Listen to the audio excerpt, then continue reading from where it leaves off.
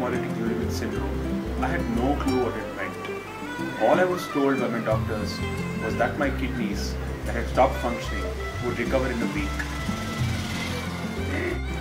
Thankfully, I believed him, because if I had known at that time, 15 years back, that the atypical HUS would take away from me my functioning kidneys forever and completely, I would have been destroyed. I was put on dialysis immediately, and I was on dialysis for about a year and a half. At that point, I had a transplant. My mother donated her kidney. For us, a transplant was the ultimate thing. Freedom from this dreaded thing called dialysis. I was also willing to give a kidney if my son could get back his life. We were all so excited as the transplant date neared. It would be liberation at last.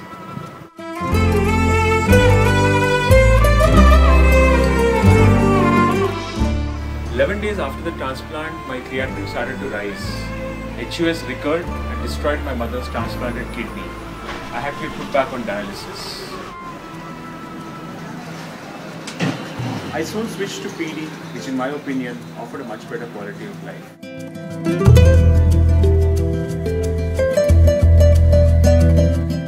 I had just completed a PD exchange and was in my room when the waters of the sea gushed in.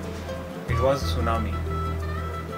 We barely managed to escape alive, but in the process, my PD catheter probably hung on to some deadly bacteria, and this gave rise to a series of exit site, tunnel and peritoneal cavity infections. I had to eventually give up PD and then switch to home hemodialysis. I am currently on daily nocturnal home hemodialysis. I have a genetic mutation called the CFH-CFH-R1 hybrid gene. This gene results in an 80% chance of recurrence of HUS after the transplant. This was the reason my first transplant failed as well.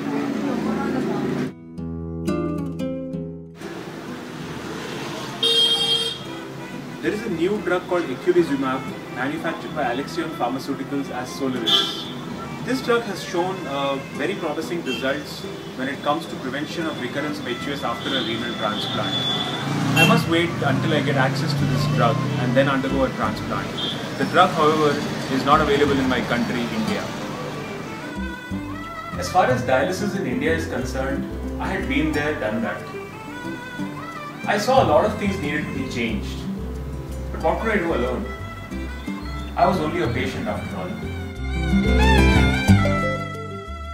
In March 2008, along with Vikram and Sandeep, both MBAs, I co-founded a chain of dialysis centers called NephroPlus. The three of us together are passionate about dialysis. We genuinely want to change the way dialysis is done in India. We are also forming a patient support group where patients will advocate for better support from the government for dialysis and transplant patients.